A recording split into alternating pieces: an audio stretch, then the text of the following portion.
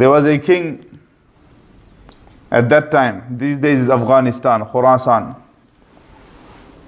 Shah Alam. He sent one of his his children, to go to a nearby king who was oppressing certain Muslims in a certain land. He says, go and challenge him with your army. So he sent the prince. After a few days, the prince left with his army. The news came that the prince was defeated and he has fled from the battlefield and is returning home. So Shah Alam, naturally he was sad. He walks into his castle. His wife asked him that what had happened.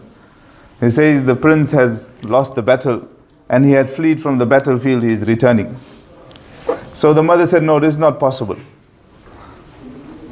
This is not possible. My son can never do this. So the mother was adamant that no, it's not possible. So the king thought whether it's a motherly sentiment, let it be so. After a few days, they got the news that the prince was actually victorious and he did not flee from the battlefield. It was a strategy that he may have used.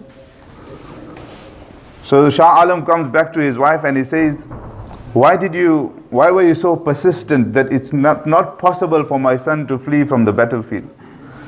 She said, from the time I conceived him, from that day I made an intention not to eat any food from the palace.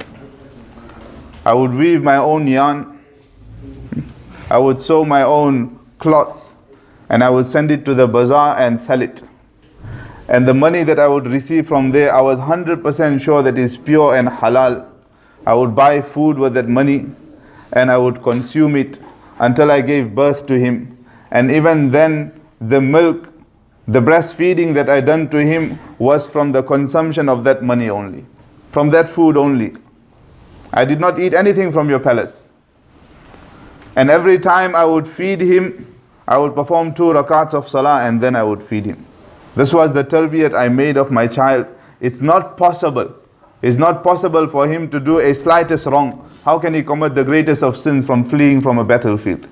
That is why I knew that my son can never flee. He will give his life, but he cannot flee from the battlefield. This was the queens of the time. And today we just walk in the market and we just pick up anything and we start eating, we're consuming.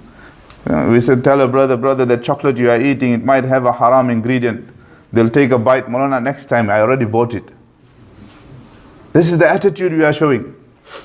We are destroying our own iman, destroying our own amal.